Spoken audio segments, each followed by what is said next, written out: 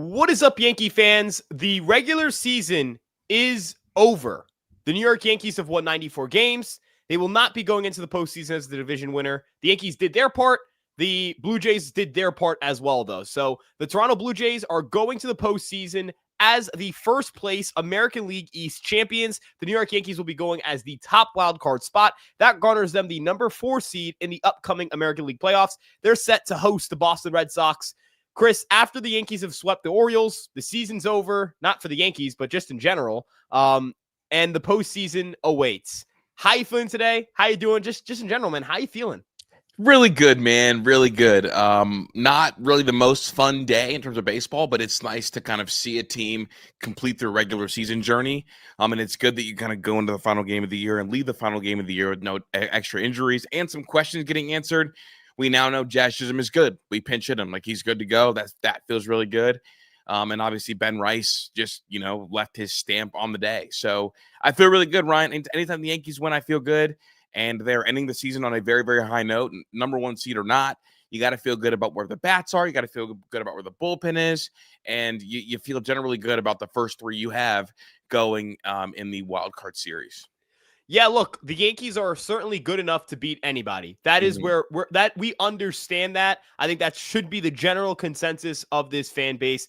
This team can beat anybody. The question is, will they stay hot at the right time of the year, the optimal time of the year, which is the postseason? They won 8 straight going into the playoffs. They're winners of, I think it was 30 of their last 42 or 32 of their last 42 games or something of the sort. Oh, I got it, actually. 32 of their last 44 games. Wow. That was a combination of a lot of different stats I was reading. So moshed up. Yeah, that is a win rate that is above 110 wins. And, the Yankees, again, they finished with a phenomenal year. It's just a matter of the Blue Jays played better, and the Blue Jays also, the one thing they did was they beat the Yankees head to head, and that ended up deciding things. But the Yankees can make up that lacking the fact they won the division. Oh my gosh, I'm just out of words today. They can make up for it if they win the wild card round. So before we get into the wild card preview, we'll talk about Red Sox Yankees in a bit. Ben Rice was the hero of today's game. He got it started in the first inning with a solo shot and then hit a go-ahead home run in the 8th inning. And I've got to say this, Chris, seeing the emotions he had after hitting that first inning home run, you can tell they feel like it's playoff time. I think that for the Yankees, their postseason started on Friday. Or, honestly, it might have started earlier in the week. The Yankees have felt the pressure. They have been a team that has kind of embraced this pressure. I didn't even check this until today. They needed 88 wins to guarantee a playoff spot. And they were at an 88 win pace for most of the year. So with Ben Rice hitting those 2 home runs, finishing the year the way he did, Chris, how do you rate his season? How do you rate his impact on the team and also his 2 home runs today? Well, I'll start with the 2 home runs today. The first one, it was really nice to see kind of the animation from him. That's the most fired up I've seen him all year. And he's had some big shots. Like the shot against Toronto was a huge shot. And again, we've just seen some big home runs from him this year, some big hits from him this year. This was the most excited he's been. And I like that a lot because he's a guy that was on the postseason roster last year and we lacked pop from that first base position, but he proved that he's ready to go. And this season for me is an A+ season. If you look at his Baseball Savant page, just covered in red. If you look at the hard hit rate, it's exceptional. He's a guy that all year hit the ball really, really hard. Didn't always get the result that he wanted. Obviously, the XBA and actual BA having such a big discrepancy there, same with the slugging, means that he got unlucky at times. But he is swinging the bat really well, Ryan, and he's putting together really, really good at bats. And I think his swing decisions are in a good place. And I was curious kind of where you're at with this swing decisions, but I'm thrilled with what I saw from Ben Rice this year, A++. And hats off to the Yankee development, team, and hats off to the scout that found him and Cam Schlittler. It was one scout, found them both, and that's a huge win. Yeah, just to give you guys a little bit of context here, as Chris was referring to with the scout situation, the Yankees had the same Northeastern scout find both Cam Schlittler and Ben Rice. Ben Rice in 21, Cam Schlittler in 22. Rice was a 12th round pick out of Dartmouth. He missed the last 2 years of his college season, not because of injury, but because he didn't have 2 years of college AAA. They canceled both those years due to COVID and the pandemic. Again, Rice has been everything you could possibly ask for. He's striking out under 19% of the time. He's barreling the ball over 15% of the time. He's hitting the ball incredibly hard. He is one of, in my opinion, the 10 to 15 most talented hitters in the sport. And I know that's crazy to say, given that, this league is full of so many damn good players, but You just don't see that combination of plate discipline, barrel control, contact, power, pull side power. Like there's just not a lot of guys who do it like him. That's kind of the way I'd like to put it. So, and it shouldn't surprise us, but like his ability to like soak in information and like continue to evolve upstairs at the plate is incredible. And obviously, like he's an Ivy League, school kid, but like to be able to like apply a bat over a bat and continue to get better, I think it deserves a ton of credit. And like I'm sure he's soaking up a ton of info from Aaron and from Giancarlo, because his at bats later in the year just continued to be exceptional. Yeah, and the way I look at things with the Yankees and with Ben Rice, I mean, the Yankees have found a homegrown player that they can put in the middle of their lineup for years to come. I'm not saying he's the next Aaron Judge. I'm not saying he's the next, Juan Soto or superstar, whatever it may be, but he's a pretty damn good hitter. And the at-bats against lefties have gotten better throughout the year. Again, I'm just so happy to see the way he's performed in 2025, the value he's provided to the Yankees as a catcher, as a first baseman, as a DH, giving the Yankees the ability to give Austin Wells the day off without sacrificing offensive help, the ability to fill in for Giancarlo Stanton when the Yankees didn't have him, and we didn't even know how impactful he'd be when he came back, and he's been incredible for the Yankees, picked up a game-tying RBI single in the bottom half of the fourth inning, but I just he's been awesome. The Yankees had a hole at first base. He filled it. When they had a hole at DH, he filled it. When Wells wasn't really going, when it was really rough for Wells and the Yankees were not playing him often, Rice was right there to step it up. So the Yankees have asked a lot of things of him. He's been put into situations where maybe the Yankees would have eased him into it had they had better injury outcomes or if certain guys stepped up a little. But he stepped up and he's been, in my opinion, I mean, you could say the third best hitter on the Yankees. I'd still go Stanton too. Obviously, Aaron Judge number one. That's how good I feel about Ben Rice and his offense, purely from an offensive standpoint. From a player standpoint, Bellinger would obviously be higher on that list. Jazz would be higher on that list because of their defensive contributions and their base running. But strictly as a hitter, Ben Rice is a top 3 hitter on the New York Yankees, in my opinion. And that's where I'm at. I don't know if you do the thing where like at the end of the year, like you reflect on like all the narratives throughout the year. And like, remember in spring training, and not a ton of people, but people talking about it should be Dom Smith as the DH until Giancarlo gets back. And then like in the beginning part of the season, it's like, oh, like, do we even need Giancarlo to get back because Ben Rice is doing so well? And then it's like, oh, well, Ben Rice is only hitting 220.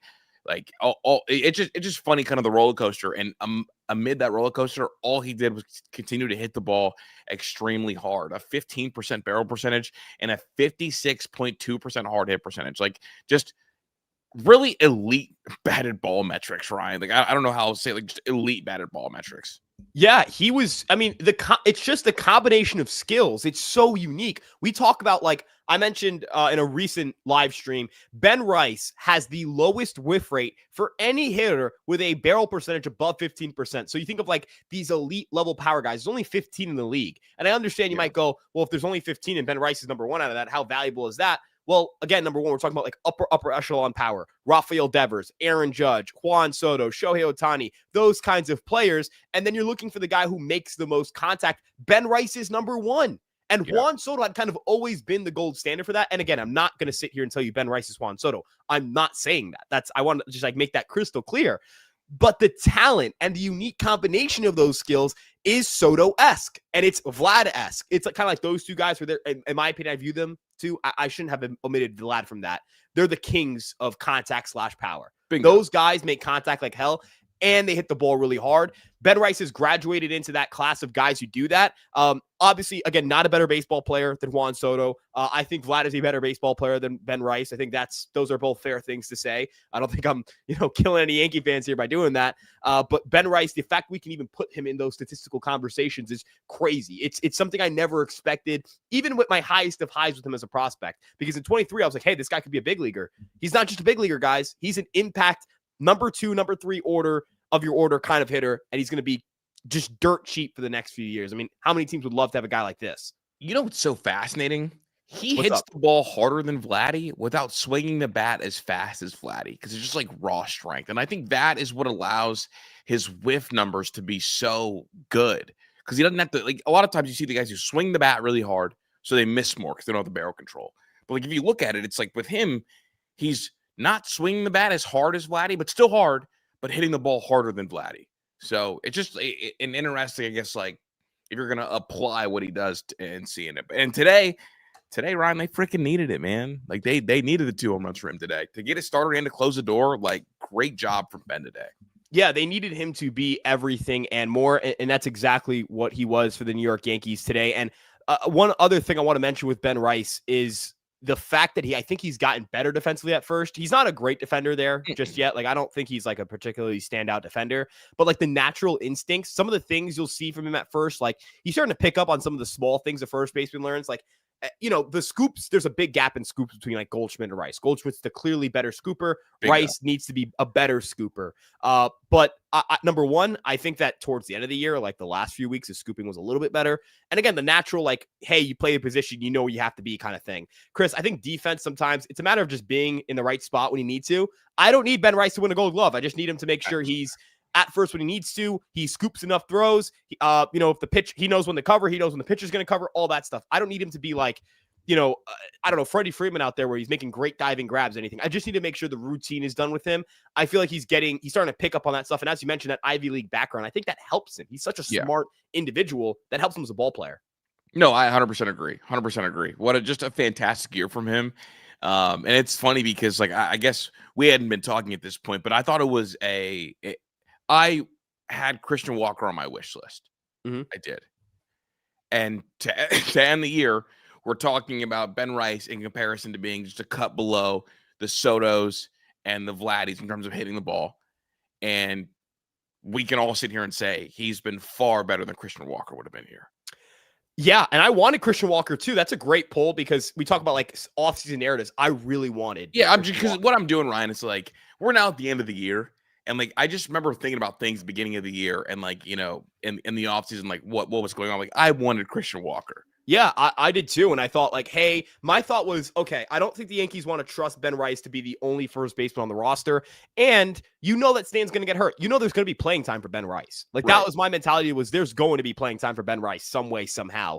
And the Yankees bring in Paul Goldschmidt, which I actually thought, like looking at it in hindsight, I think they trusted Ben Rice to play more than we thought they would, or I thought they would. I don't want to speak for you here, but like Goldschmidt was looking at it now, like, and I did say this then, like, this is good for Ben Rice because he'll learn from Goldschmidt and this and that, but like they signed a guy where if the door opened up for Rice to play, they could open that door very easily. Like they built that first base position to be very much like Goldschmidt can help you there.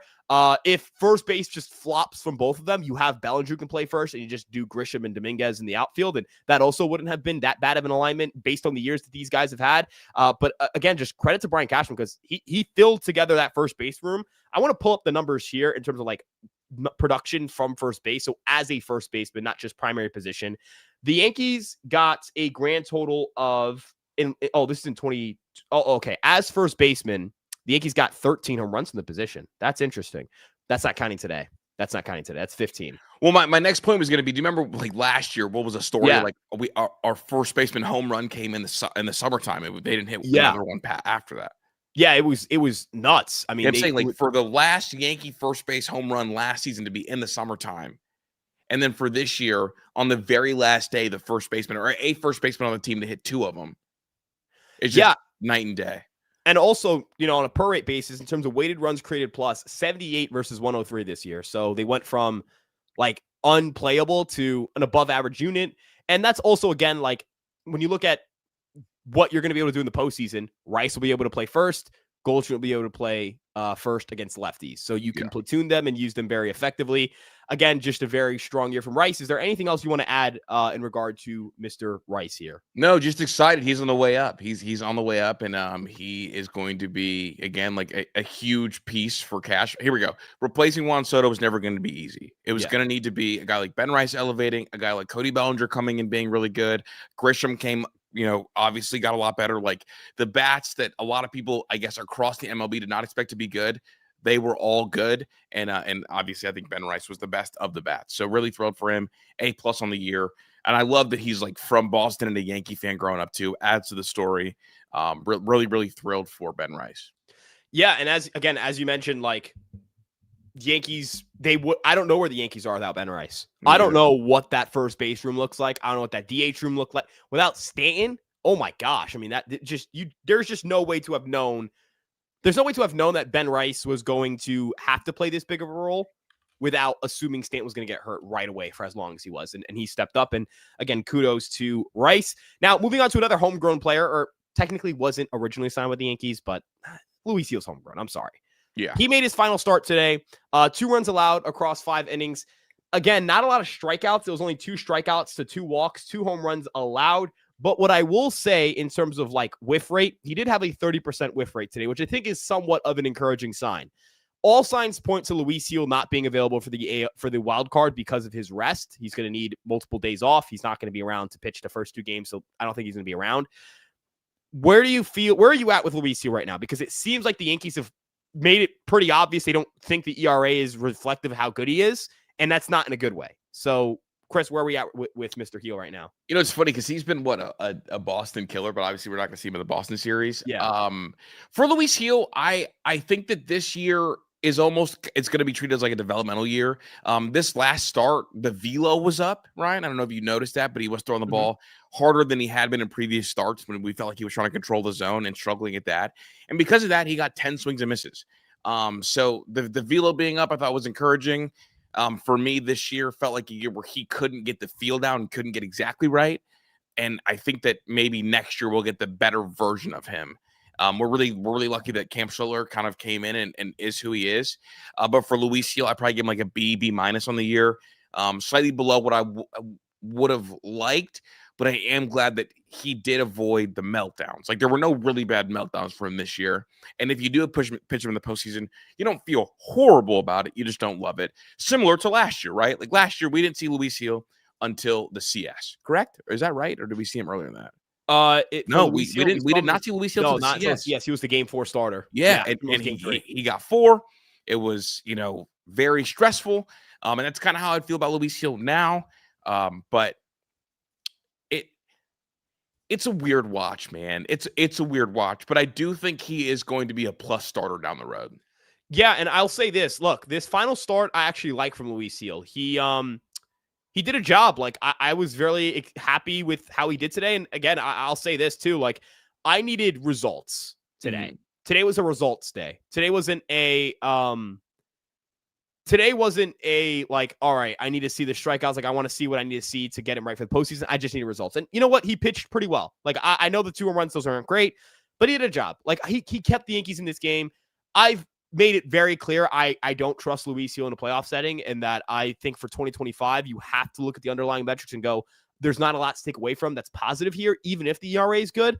But I'm also not going to sit here and pretend like, Chris, I wanted a game where it's like 7 strikeouts, 5 earned runs, no walks, and be like, well, the strikeouts and walk rate got better. Like I needed results today, and that's what he gave me. And if he pitches in October, I'm going to tell you this right now. I don't care what the strikeout to walk rate is as long as he doesn't allow runs. Bingo.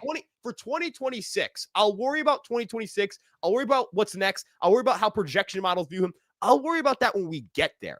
I needed results today. I got results today. I needed results. I need results in the bullpen and in the postseason. We'll see if he gives us results in the postseason. I am not happy with his year in the standpoint of like, he looked like a guy who deserves a playoff start, especially in a short series, but he did a job, right? Like the Yankees would not have won 94 games if Luis Gil didn't exist. Right? Like if Luis Gil never comes back, they win fewer games. It's that simple. It was Marcus Stroman, Carlos freaking Carrasco. Luis Gil's better than both of them by a country mile. So I'm happy with that. No, easily. And I agree with you on that front. And like today, I mean, it was nice to see him reach back and hit 97 a couple times, right? He almost hit 98. Yeah, the velocity looked great. Yeah, the velo being there, I think is really encouraging because like what was the one thing that was kind of red flaggy to me and you? It's like the velo was down and the swings and misses were down, but the walk rate was staying the same. That bugs me. And we wanted to both see him kind of cut it loose and figure it out from there. And that's what he did. So, I mean, not a bad start today. Not a bad start today. And again, when you limit the walks, you limit the damage, right? Like the solo home runs are a lot more manageable than the 3-run home runs that you get when you are walking guys. So, it just is what it is from Luis Gil. The ERA did finish, I think it's pretty nice, right? But what's his ERA? 3.32. 3.32. Oh, that's not bad at all. And you'll take that for a guy who likely is going to be a 4th or 5th starter next year if he's with New York. Yeah, again, like it's something where it's look, you reach a point in the year where you reach a point in the year where the Yankees just need results, right? Yeah. Like you reach a point where it's like you just need to win ball games. Need Again, results. the Yankees, I'll even propose this because I think he made 11 starts this year. I'll check the Yankees' record in these games. They won today. They won the most recent White Sox game. They won the most recent Minnesota game. They won the Boston game. They won the Toronto game, lost the other White Sox game, won his national start, lost his Boston start, won his Cardinals start, lost his Houston start, lost his Miami start. So I think I don't even know I was counting. Point is, sorry, I was like, dude, I'm counting with both hands every game. What am I doing? Point is, I think the Yankees are above 500 in Luis Seal games. I think they have 7 wins on here. I'll count the wins again. 1, 2, 3, 4. That's 4 straight, by the way. Or 5 straight now. 5 there. They won the Washington one. That's 6. Cardinals 7. They went 7-4 in his starts. So the Yankees go. What is the Yankees record if Marcus Stroman pitches those 11 games? Dude, I never want to even think about a Marcus Stroman start. I'm sorry. Like, But I mean, it's probably what, 4-7. It's probably flipped. If it's 4-7, the Yankees are they would have had 91 wins this year, which it's still going to get you to the postseason, and it actually wouldn't have changed your playoff positioning. But I'm going to let you know right now, like this week is way scarier if you're playing for your freaking playoff lives. Bingo. Versus like not that today wasn't important. You wanted to win today because there was a chance to win the division, but you don't win. You probably lose 3 baseball games with Marcus Stroman. 100%. That's a huge gap. So look, again, I've been critical of Luis Heel, and I don't walk back any of that. I don't walk back saying Cam Schlittler's better, but I don't even know if that's being critical as much as that is giving props to the guy who I think has outpitched him. Yeah. But at the same time, I want to make sure he gets his flowers for, at the end of the day, like helping the Yankees win 94 games. Innings are expensive. Being a big boy. Innings are expensive, and his stuff is good enough. Or his stuff is fantastic, Ryan. I don't know where you are, but his stuff is fantastic when he's pounding the strike zone. Yeah. And so, just happy that he's on the team and happy that we're also not going to rely on him on a playoff series, if that makes sense. That puts it perfectly. We do not have to rely on him for the wild card series. We don't have to rely on him for an ALDS. I don't know how well it works out of the bullpen. I don't know how well it works in the bullpen. We'll have to wait and see. But all I know is that for the regular season, which does matter because you have to get into the playoffs in order to have a chance, Luis Heel gave the Yankees a better chance of making the playoffs than they would have had if he wasn't on the roster or if he wasn't healthy. And I, again, hope he builds on that final start where the whiffs were there and he goes into 2026 or the rest of this postseason. Maybe it's a big outing here. Maybe it's a spot start. Maybe it's a kind of a like using different guys like pods in 3 innings. I don't know what it would be. The bullpen pod game that we talked about. Whatever it may be. I hope whenever he picks up the baseball again, he does it. And it's a build off of the last start. And I'm glad the Yankees internally acknowledge that like he hasn't been getting whiffs consistently. That is something where like you just don't, the Yankees as an organization, they do not just look at ERA. And that's a thing that I give them praise for. So Chris, any final notes on Luis? I know I just wanted to kind of yap. No, I think you honestly nailed it. You nailed it. So that's great. All right. So the kind of the other pitching point I wanted to talk about, because I think that this group has really like surged on the, oh my God, they might be back group. The bullpen. The only guy who is allowed to run this week in the bullpen is Paul Blackburn. And I'm going to shout Paul Blackburn because he is a GOAT tier innings eater. He's a GOAT tier garbage time pitcher. Saved the entire bullpen for today. I don't know if the Yankees win this game if Paul Blackburn doesn't do what he did yesterday. So I want to give him his flowers too. Bullpen today, 4 guys come in, 4 guys all deliver 1 inning each, and 4 guys come in and don't give up a single run. 2 hits, 1 walk, or 2 walks. It's 4 base runners in 4 innings. That's a 1 whip clean, 4 strikeouts. Chris, I'll take that. I'll more than take it. How you feeling about this bullpen right now, man? Dude, the A squad, the Circle of Trust has been slamming doors. And like this one, kind of not super high leverage, but felt high leveragey at moments. Luke Weaver, the usage of the changeup and the way he's pitching right now is perfect. Weaver, you could tell when he's feeling like Jungle Cat Weaver. He's feeling like Jungle Cat Weaver right now, and it is at the absolute perfect time. This bullpen is at their very best when Weaver shuts the door, when Devin's feeling good, and then Bednar is obviously Bednar. He's a dog. You can always tell when he's feeling it.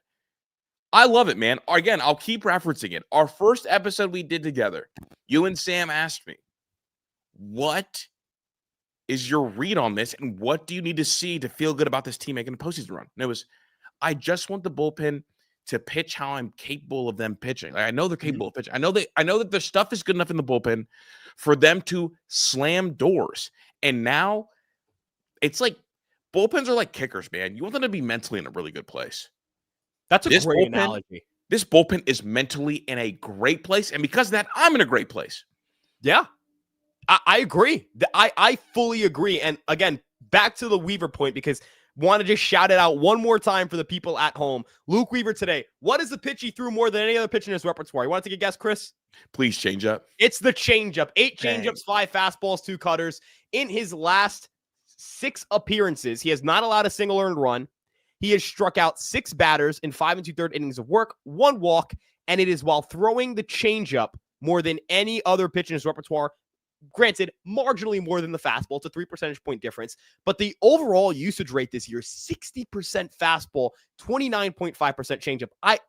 I think that's not a winning formula. We've seen the winning formula come back to life. Shout out to Luke Weaver. Shout out to Matt Blake. Shout out to everyone on that staff, because they identified it. They corrected it.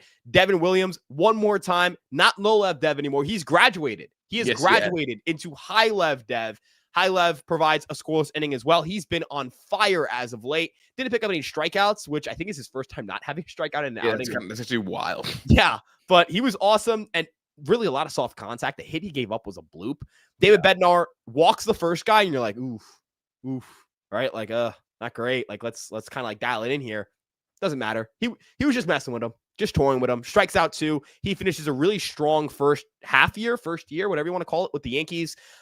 Cruz actually was the guy who got into the most trouble, and he kind of weaved his way out of it with a really good defensive play, and just a great defensive play, really heads up play too. Yeah, really heads up. And honestly, Volpe almost doubled. Volpe made a really good play sneakily in that inning where it's like a hot shot up the middle. He almost just catches it straight up, but instead it bounces off his glove when he catches it. It would have been like a triple play if he caught it. Yeah, that's a triple play. That would have been a wild moment. Great. Yeah, that would have been insane. Getting to that ball was awesome because it ended up resulting in an out, and it set up the stage for Cruz to get out of it. But again, this bullpen has been much better as of late. This pitching staff has been much better as of late. If they can roll into the postseason with this pitching staff locked in, with these guys executing pitches in zone, out of zone consistently, they're going to be dangerous. And I'm just so excited seeing these guys start to pitch well, because the Yankee identity for like the last decade has been great bullpens. This has been it's an uncomfy feeling when you go from good bullpens every year to like, ooh, this bullpen doesn't inspire any confidence in me. The bullpen and the defense, they've been really good as of late, like really, really good as of late. And I feel great heading into the postseason with that in mind. Yeah, absolutely. And hopefully the Yankees end up with a situation where the bullpen, it translates to October. We'll see if it does. That remains to be seen. But one final thing I want to mention in regards to this team, they won their 94th game today. Bingo. They matched their 2024 total for wins. If they had won the division, if the Jays had lost, the Yankees would have also won the 1 seed in the division. That did not happen, which is where it differs from last year. But 94 wins, Chris, they had a really good regular season. Yes, they did. Look, they lost Juan Soto. They lose Garrett Cole to injury. They had a great regular season. Hopefully, again, it translates to October. This is where, you make, this is kind of where fans dictate how they remember the team at this point. But given the context of strictly the regular season, I was very happy with what they did this year. You tell somebody that this year they would lose Juan Soto and they would lose Garrett Cole to Tommy John, and they would still win the same amount of games. They would have had you drug tested. Yeah, like and that's again, Brian Cashman masterclass, like Picasso him. He did an incredible job building this roster. He did an incredible job feeding this offense. I want to kind of compare the offenses of the last 2 years. I was going to say, I was going to ask you the question: how many guys over 800 OPS do you think they had on last year's team versus this year? I think it was 2. I think it's just Judge and Soto. Yeah, Jazz might have done it too. Okay, yeah, it was Judge, Soto, Jazz. Yeah, this year it's Judge, Stanton, Jazz, Belly, Grisham, Rice. I think there's 6 or 5. I forget if Bellinger finished over. Bellinger did, and then the nuts thing is that in Caballero's time, just with the Yankees, he also had over 800 OPS. Now, let me just do a quick comparison here. This year's offense versus last year's offense. The 2025 Yankees finished with a 119 WRC plus. Last year's Yankees, 118. Home runs, 272 to 237. Batting average, 248 last year to 251 this year. the Yankees slugged way more than they did last year. That's really the big difference here. They did also swing and miss more this year than they did last year, but that's also a byproduct of not having Juan Soto, who's a strikeout. I don't know if the word's artist. I guess strikeout avoiding artist. Or yeah. And also, like, Alex Verdugo was a big guy in terms of avoiding strikeouts, and he's not on the team, but it wasn't in a positive manner either. I think the Yankees correctly identified what guys were too contact oriented and needed to add some power, and they did that. So the Yankee offense was better this year than it was last year. And if you want to look at runs scored is where like that kind of grows that gap. The Yankees finished with 849 runs scored this year. Last year they were at 816. So the Yankees scored more runs. They were just a better offense. It's pretty astounding to see how this group performed compared to last year's offensively. Again, considering that they lost their second best hitter, and at that point, the second best hitter in baseball for that year.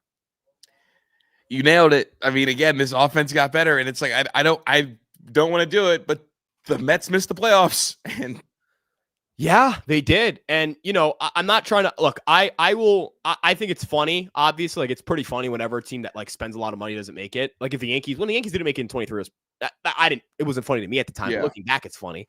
And I'm sure other fan bases found it funny. Look, when you look at the Yankees and how they operate their offseason, you compare it to like David Stearns, or even Andrew Friedman to the Dodgers. I'm not making this a Mets specific thing. He had the best offseason of those three. Of the like kind of considered the elite GMs, he had the best offseason. He put together an incredible offseason. Again, we'll see if Devin Williams does a job in the postseason, but all sins are erased if you do the job in the postseason. If Devin Williams is a great reliever and a reliable reliever for the Yankees in the playoffs, wipe away the regular season. I don't care about the regular season. He did a job. And, you know, there are guys, Grisham, Bellinger, they got him here. I know Grisham wasn't this offseason, but getting him the year prior, I won't loop him in. I'll just mention Bellinger here. Bellinger's a guy who gets you there. Rice got you there. Schlittler, the internal development, got you there. The addition of Max Fried, I mean, you can't state anything else. That guy's been incredible for the Yankees. Fernando Cruz has had a really good year with the Yankees. I thought for Jose Trevino, who is a solid catcher, don't get me wrong, I'll more than pay that price. So again, just a really, really especially good when you have Ben Rice who can catch too. Yeah, they didn't take a step back as a catching group, in my opinion. You know what I mean? No, I absolutely agree. Again, like they're just a Cashman Picasso, and this team is dancing, and power plays in the postseason. So you feel good. I mean, I feel really good. And I guess that leads us to our last point. Yeah. Boston, New York. I don't know how else to put this. This is a big game, a big year, big series. Every Yankees Red Sox game is a big game. Yeah. But when it's in the postseason, it's even greater. It's even grander. And the Yankees will be playing their rivals for the fifth time this century, I apologize, in the postseason. Now, the last three matchups have not gone the Yankees' way. 21, 2018, and the year I was born, 2004. None of them went the Yankees' way, to say the very least. In fact, the Yankees have only won one playoff game in their last, I believe it's up to 9 playoff games. They're 1-9 or 1-8 in their last playoff games against the Red Sox. They've got to turn that around if they want to do it. Now, the only players on the 2018 team who are still here are Judge and Stanton. In 21, I think they're still the only two guys. Is there anyone else? Nope, those are only two. Yeah, like there are not a lot of people who are holdovers. And for the Red Sox, a lot of new faces too. It's not the Mookie Betts Red Sox. It's not the JD Martinez Red Sox. It's not the Chris Sale Red Sox. It's the Cedar Rafaela, the Roman Anthony's, although he won't play in this series.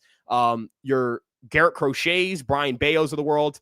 It is a whole new look for the rivalry. I am so excited for this series because it's Yankees Red Sox. And we'll see Garrett Crochet in game 1 for sure. I mean, I have zero doubts about that.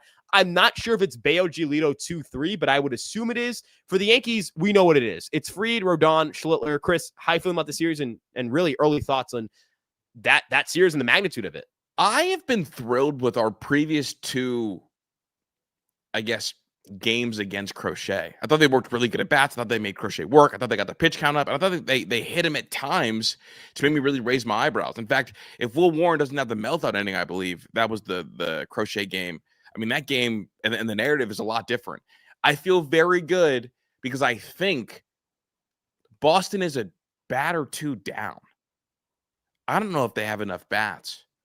Now, obviously, I'm concerned because I've been around for a lot of these matchups, and it does feel like at times the Red Sox in the postseason feel like the boogeyman. But there's no Devers, and he was one of the killers. Yeah. So He's been your boogeyman. Right now, I feel good because I think that we have just more bats than them, and that's what I look at when I look at like postseason. Can you knock somebody's ace out? And I think you're more likely to if you just have more bats. So game one's going to be massive, and we're going to need Max Fried's best stuff. We're going to need, the squirrel whisperer Max to really come out and play really well. But I feel like we've got the bats, and if you can get through the mental block of it being the Red Sox, I feel good, not great, good about this series. Good, not great is the best way I'd put it as well. The Yankees have the talent to beat the Red Sox. I think they're the better team, especially without Roman Anthony. I think with Roman Anthony, I'd sit here and tell you these two teams are evenly matched. They're just their weights and what they're good at. It's just opposite. The Red Sox, really good defensive team, very good on the bases. Really good pitching staff, great back end of the bullpen. Great back end of the bullpen with Aroldis Chapman, Garrett Whitlock, Justin Wilson, all those guys. But their offense is where it lacks. It's where it gets questionable. But it's not a bad offense. It's just, you have some. It can be inconsistent, kind of like the Yankee bullpen, kind of like the Yankee pitching staff as a whole. You don't really know what you're going to get sometimes. Some weeks it's great. Some weeks it's completely unusable. That, again, just depends on when you play them. So the Yankees, look, the Red Sox without Roman Anthony have struggled. They have struggled to hit. They've struggled to put together runs. It is a real issue for the Yankees, or for the Red Sox, that they have not been able to put together consistent offense without what is probably their best position player. But I will also note there are some people on this team that can still kill you. Rafaela is a very streaky hitter. When he's on, he's on. When he's not, he's not. And he's been on over the last few weeks. You kind of worry that maybe he's going to be someone who can show up in this series. Rob Refsnyder kills lefties. Romy Gonzalez kills lefties. Jaron Duran has been a pretty solid hitter this year, 112 WRC plus. Nathaniel Lowe has been solid with the Red Sox. Willie Abreu's back. He kills righties. Trevor Story has been a thorn on the Yankees side all year. 25 home runs, a 102 WRC plus. Carson Narvaez seems to also save his best for the Yankees for some reason. Yoshida is also another Yankee killer. There are just a lot of guys on this team that have done things against the Yankees. You mentioned all of them without mentioning Bregman. Yeah, I was gonna say that the guy that you have faced before and you've never beaten a playoff series is Alex Bregman. Now, this is not the NBA. It is not a one guy sport. Oh, it's Bregman. You're not going to win because it's Bregman. But there are kind of some demons the Yankees would have to vanquish in this series to win it. And I think that makes it both scary and exciting. But I kind of like that.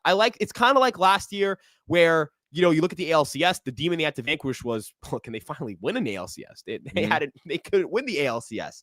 The Royals, they had to show they could beat lefties. The Royals had a really good lefty in Reagans, and they got over that. The World Series where they fell apart, and that was the boogeyman they couldn't. That was the ultimate, the step they couldn't take. But this year's team, I think, can do it. Why not them? And I think the Red Sox might feel the same way. Why not us? If we can just get through this series, we get Roman Anthony back, why not us? These, I think, are two of the three best teams in the American League, in my opinion, when fully healthy. What are your thoughts, Chris? And if you were going to have to go through Boston, you would want it now rather than when Roman gets back. Yeah. Right? I would rather have them now, yeah. Yeah, there's a chance he could come back in, 2 weeks or a week and a half? The other thing is, I think it's a week and a week and a half. And I was going to say the other thing is, how's it going to look when he comes back? I guess that's a variable to account for. Yeah, because obviously, there's no rehab games or anything. But be jumping into the fire. I mean, defensively, he's a good player. I just don't like the eye. I feel like eye isn't reliant on rehab games. Even he's got a special eye. He's just a pain in the ass. Special eye and really fantastic power. He's a top prospect who has been as good as advertised immediately. Bingo. This is a guy who Fangraph's probably going to project for a 130 next year in terms of WRC plus. And for a median projection for a first year full player, that's pretty insane. He was going to get he is going to get rookie of the year votes, and he played 71 freaking games. If he didn't get hurt, shoot, man, he wasn't going to win it, but he might have finished second. Okay. Who do you think finishes higher now, him or Cam? I think Roman Anthony still will. I think Roman Anthony, the fact he's a position player, he will still finish ahead. Obviously, we know he's finishing first. That's no doubt. Yeah. And Jacob Wilson might finish second because of that injury, although I haven't checked his stats in a little bit. This is unfortunately not talking athletics. I really don't. This is or Fireside Athletics. Yeah. This is not any of that. So I don't know the friggin' athletics roster. Yeah, I think he's hitting 318 right now. Yeah. Oh, okay. So last, I just updated the stats. I guess this is Fireside Athletics, talking athletics, whatever you want to call it. Athletics show. Yeah, that's what this is. 311 right now, 112 WRC plus. So, I mean, he had a really good rookie year offensively. Good for him. But yeah, the Red Sox, they're without their best position player. That's where we're at right now. I think if you exercise this demon, I think you feel fantastic about the rest of the postseason. Like if you go into this and it's not like you have to avoid it and just go through the Royals and the Guardians. I think if you exercise this demon, there's like a tightness that comes with that. There's a closeness and there's a belief.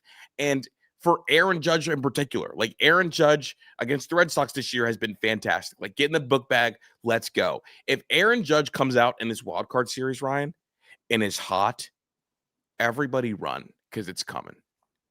Yeah, and the way I look at things right now, the Yankees beat the Red Sox. I think they go to the World Series. Yeah. I think the winner of this matchup might go to the World Series. Although I will say, I think the Mariners are too good for me to make that kind of proclamation. Yeah, the Mariners are a frightening team. Yeah, the Mariners, I'm not going to make it seem like, oh, it's just the Yankees and Red Sox, no one else matters. But I do think if the Yankees get past the Red Sox, I feel good about them going to the World Series again. But again, this route to the World Series, compare it to last year, they will not face an AL Central team. I guarantee you that if they want to go to the World Series. They're not facing a single one. Oh, but the Tigers and Guardians are still... No, stop it. Stop it. Guard ball. I hope we get the Guardians. I hope we get the Guardians. I hope we get the Tigers. I would love the Guardians again. I was praying that the Astros kind of made it close enough where the Tigers could use Scooble and that they won. I was rooting for the Tigers. I wanted the Tigers to win games today. I didn't want to face the Red Sox over the Tigers. Are you kidding me? You kidding? Tigers? Come on now. But look, I mean, that's a little disrespectful on my end. But like all seriousness, I think that the New York Yankees are going to have to play really good teams to get to the World Series. That's just where we're at. They're going to have to play the Blue Jays if they beat the Red Sox. And I think the Yankees are, in my opinion, the roster is better than the Blue Jays, but the Blue Jays have played really good baseball and they hit the ball really well. They make a lot of contact. They've got enough pop in that lineup. The thing that does worry you with the Blue Jays is the pitching staff, but I can't even think about that yet. For the Red Sox, their pitching staff, they're going to give the Yankees fits. They've given the Yankees a lot of fits this year. Granted, I did look at the data. The batted ball data is pretty good. There's some bad luck involved in there, but Boston has a good defense, so maybe that's part of it. Is it like barrels to center field that Rafael is flagging down because he said on Rafael he's the best defender center field in the game, arguably? Well, and they locked down that outfield in Boston too. Yes, they did a great job with that. They locked down, but here we go. We're in New York. Yeah, and I'll also say this: the Yankees are the Red Sox offensively have their struggles on the road. They did play very well on the road to end the year. They played in Tampa, they played in Toronto, they did very well. I think they went. I think it was 4-2 in those games, and they finished the year actually above 500 on the road. But I don't know. Like, I'm not saying they're not going to hit, but I do think it's better to have played them here than in Fenway. I think Fenway is kind of like nightmare fuel. You don't want that. You're going to play them as the higher seed. And traditionally speaking, in the Aaron Boone era, the Yankees tend to the teams the Yankees lose to are teams that are seeded ahead of them. Right? Like, that's usually how that goes. They lose to better teams. Right. They've never, like, lost to a team.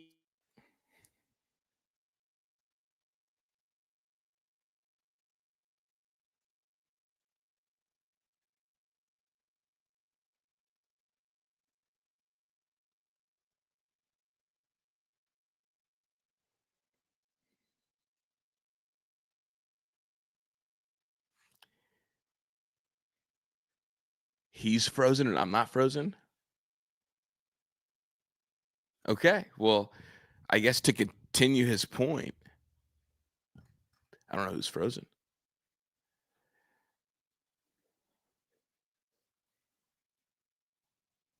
Okay, Ryan froze.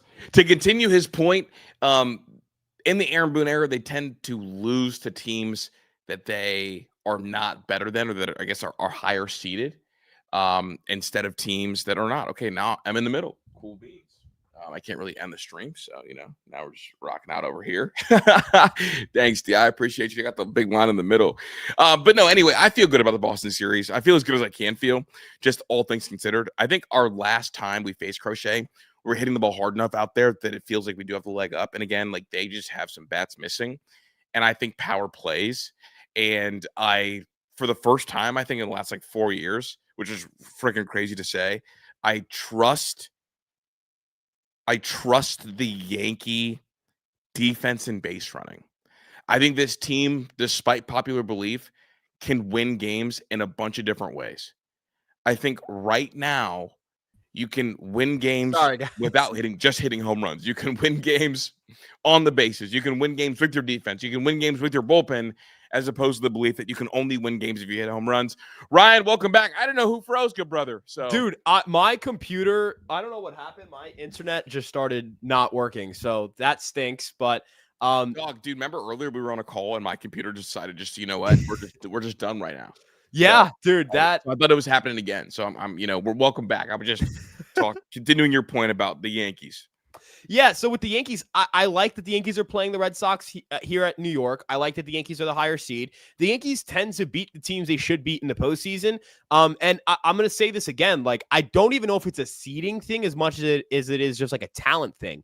The Yankees have always lost to the better team. They've lost to the Dodgers. They've lost to the Astros. They've lost to the Red Sox in 2021. And I think the Red Sox were the better team. And in 2018, the Red Sox were the better team.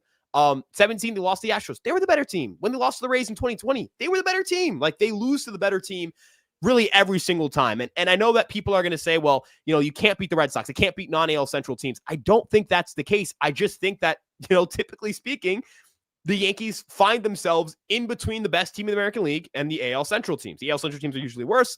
And then the Astros have always kind of been the best team in the AL and or the Red Sox. That's kind of how it's always gone for the Yankees over the last few years. I think for the last 2 years, they've actually been the best team in the American League going into the dance. And that's different. That's different. It just is. Ryan, are you ready for playoff Volpe?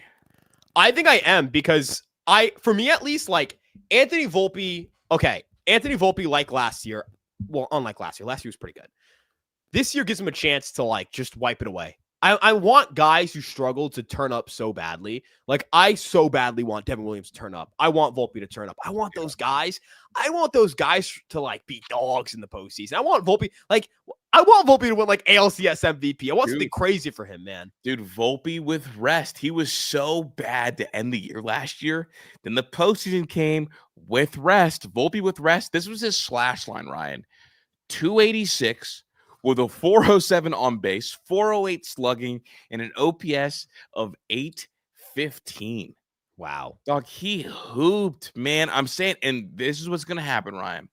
For this team to win and to win comfortably and to maneuver through the AL, they are going to need one of the quote-unquote other guys to hit the ball.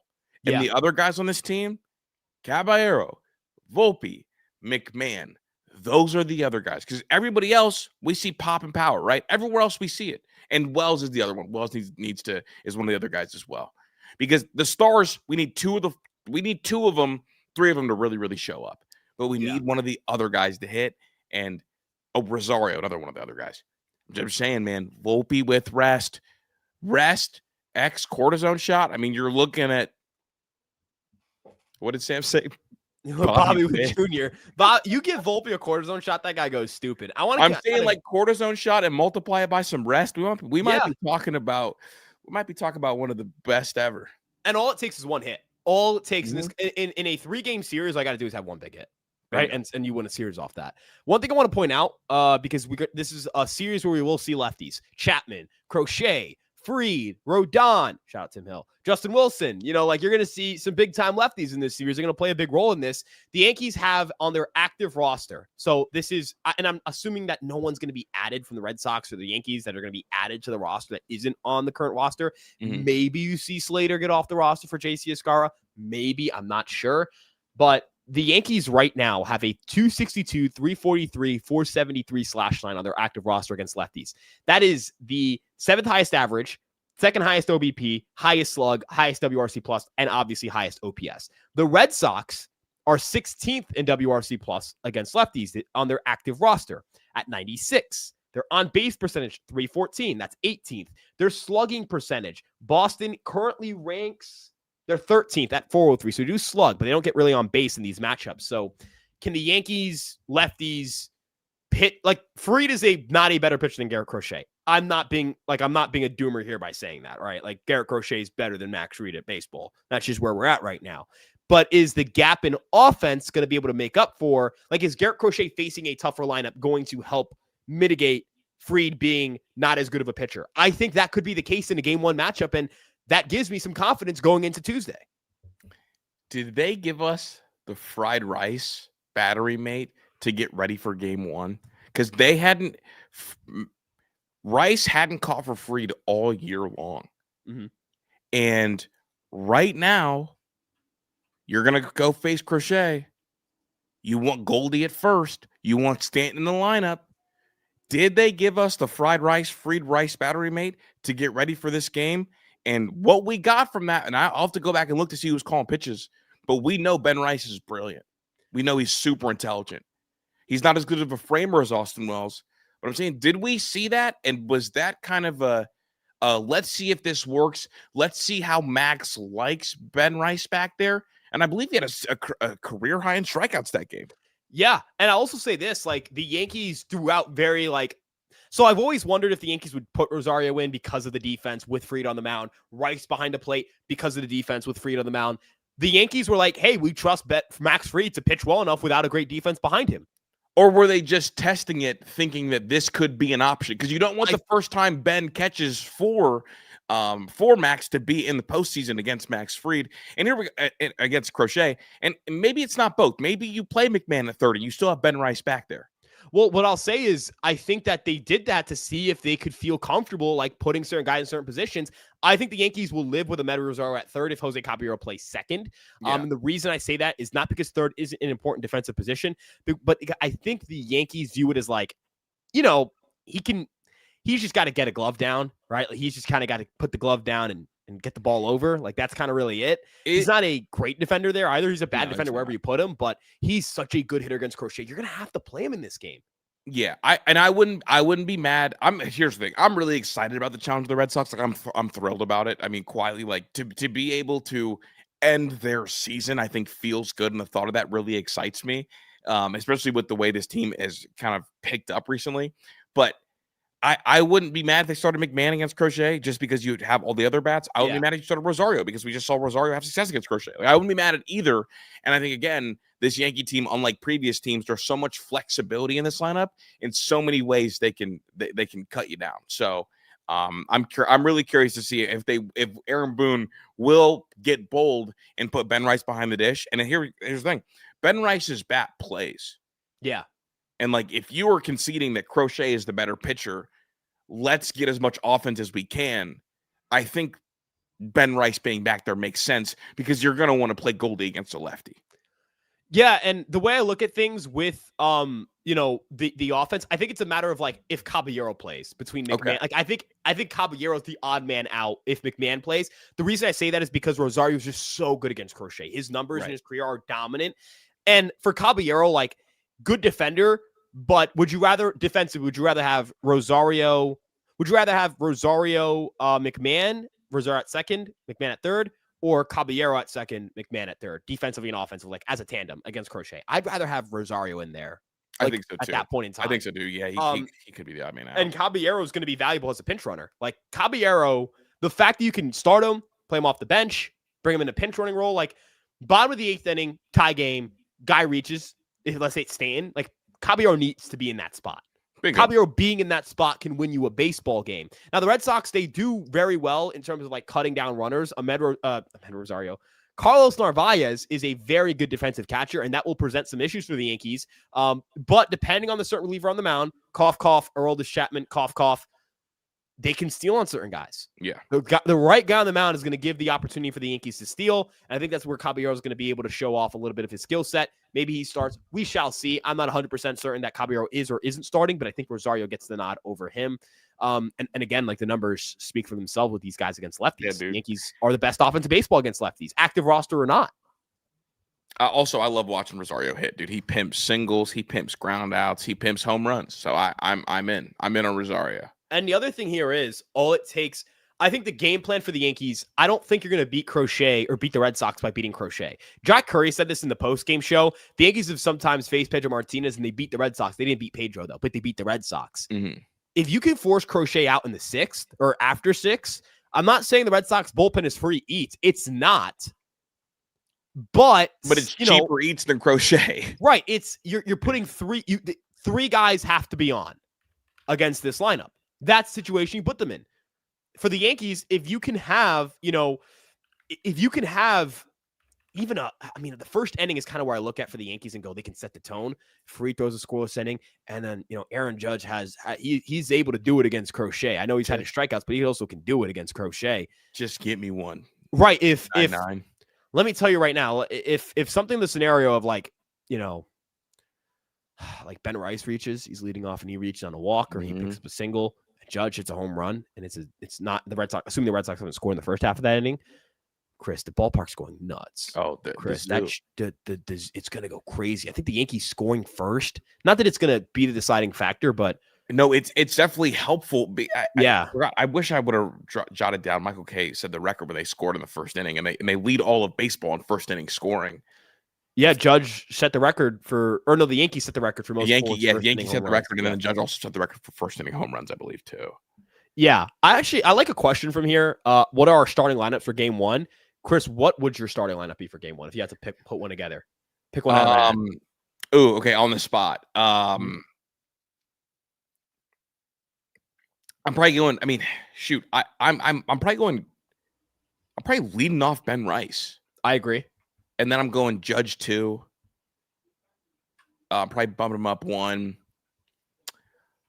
Belly 3, maybe. Yeah, that's where my mind was at. That's where my mind is at right now. Belly 3, and then Stanton 4, just to kind of guarantee that. And then at second, I think I'm still going to roll Jazz, so that's righty lefty again. Did I forget somebody in that mix? I don't know. With your infield, is Rosario going to hit high in your lineup? How's your okay, looking, yeah, probably. Like, those are the two. I guess there are big ones. I guess I don't know. I don't know how early I want to hit Rosario. I wouldn't mind hitting if Rosario's playing third and Jazz is playing second, because I think Jazz needs to play all the way through. Yeah, and Goldie as well. I forgot Goldschmidt is also playing. So you're going to lead off Goldie then. Yeah. I was like, I knew I was forgetting something. I was like, when have they let off Rice against lefty? I'm like, they're gonna lead off. They're gonna go Goldie 1, and then Judge 2, right? Yes. It's either Goldie 1, Judge 2, or Goldie Belly Judge. It's one or they usually do some configuration of that sort. But I know the top 3 is some order of Goldschmidt first, Judge and Bellinger second or third. We'll see. Goldie Belly Judge to start it. I like that. Oops, sorry. And then obviously after Judge, you would go back to lefty. Maybe you wouldn't want to stack him and Stanton. So is that where you put Rosario? Maybe. I mean, I wouldn't even mind stacking Judge and Stanton. The reason is because, like, if you want to intentionally walk Aaron Judge, face playoff Giancarlo Stanton, get out of here. That's not happening. Well, that's how we got to Cleveland in what, Game 3? Yeah. Whenever you've got to start thinking about who you want to pitch to, and it's just 800 OPS, 800 OPS, 800 OPS, you're kind of screwed. Yeah. You kind of are. Like that's where I'm at there. It'll be interesting to see how they align themselves, just because, like, there's not like a perfect combination. Point being, I have no clue. I think you can go so many options. Just because I mean, it's a switchblade offense. Like, there's so many options there. But I think that would be the 5 that I roll out with. And then other than that, I don't know. So what I think I would do. Okay, this is what I think I would do: Goldschmidt 1, Bellinger 2, Judge 3, Stanton 4, Rice 5, Rosario 6, Grisham 7, Volpe 8, McMahon 9, Caballero first man off the bench. Okay. Slater, first man off the bench if something happens. You could put Slater in there. I wonder if they throw Slater instead of Grisham. But I think that I'm just not even sure Slater gets on the roster. So that's why I'm not, like, putting him there. If he has to play, I wouldn't mind him playing in this lineup. Like, I have nothing against Slater. I know he wasn't great with the Yankees, but I think the clock restarts and his track record speaks louder than his, 10 games with the Yankees because he was hurt. So if you want to put Slater in there, that's cool. But I think this is a lineup that, like, hey, if they just get one big swing off against Crochet, all it takes is one swing sometimes. 1 3-run home run and the Yankees win that ball game potentially. Depends on how good Fried is. Depends on how good the bullpen is. The other thing is they have to pound the zone. The Red Sox have some pop, but they don't have, like, crazy home run power. You should not be going into this trying to put runner or with the intent of I can put a runner on because they won't hit the home run ball. You got to go, hey, if I put runners on, this is a dangerous team because they're going to kill you to death with great at-bats. They're going to walk. They're going to run the bases. These guys have really good base runners. Jaron Duran specifically is a great base runner. They can have really good pinch hit running opportunities. David Hamilton might kill you off the bases. Cedon Rafael is a really good base runner. They're 6th in BSR this season, and in stolen bases, 138, they're also 6th. I think they have, if I'm not mistaken, the Well, I was going to say they have the fifth most steals for a playoff team, but the Mets didn't make it. So they're the fourth most steals for a playoff team. The Yankees are not too far behind. I forgot they finished eighth, but I think as a base running team, the Red Sox are a better base running team. And then you would bring Jazz in as soon as you got a righty out there. Yes, and I wouldn't even be opposed to starting Jazz if you put Rosario at third. Okay. Because Jazz finished, I think, with an above average WRC plus against lefties. And not that Jazz, like, I don't think matchup data matters too much. Like, he did kill the Red Sox this year. I think he had a WOBA nearing 400 or above 400. But Jazz has really improved his at-bats against lefties. He's a 248 hitter this year. The slug isn't really there. It's a 163 ISO, but it's a 106 WRC plus. Like, I might even go as far as to say, if I'm going to start anyone for defensive purposes, I'll start Jazz and I'll leave McMahon out against Crochet. Rosario at third, I think is what I would do. So I think I would adjust, like, Rosario at third. You could hit, like, I mean, it just, your 9 hitters like Volpe. Yeah. That's great. That's perfect. Actually, I think that's exactly how I want this to look. Bingo. You nailed it. That's what we got. So I think that's our game one lineup. Chris, is there anything else you want to add on before we wrap things up here on the final stream of the regular season? No, sir, but we're undefeated on days where we do streams. Yeah, we are. The Yankees have not lost a game where we streamed. Bingo. Hopefully that keeps up in this wild card series in the postseason. Chris, I just want to thank you for, late season adjustment, late season addition, but the Yankees took off once you got here. And I think these streams, this show is taken off since you got here. So Chris, it's awesome having you here. To everyone who's watching, thank you guys so much for the incredible regular season, but don't go anywhere. This is not a goodbye. This is not finished. This is the everything turns up now. We're turning things up here at FSY. More posts, more videos, more shorts, Mailbag Monday. We've got tons of social media posts coming out, matchup previews, all that right here and more at Fireside Yankees on Instagram, TikTok, Twitter, Facebook, and of course this YouTube page, EmpireSportsMedia.com. I already have the draft for a playoff matchup with the Red Sox. I kind of had some things ready in case they were in a wild card round. So that'll be out tomorrow. Please go check that out. I'll make sure it's as good as humanly possible. And you guys should follow our personal Twitter accounts for what will certainly be a chaotic postseason. And when that postseason is done, I know you guys, some of you guys are really into college football. That's why you're going to want to follow Chris as well. You follow Chris at Christopher Drew. That's with a K and an R, not a C and an H. And there's an underscore at the end. And you can follow me at Ryan Garcia ESM. Thank you guys so much for tuning in. Have a great rest of your day. Chris, any final words before we sign off? Let's go get it. Let's go Yankees. Peace out, everyone. Have a great rest of your day.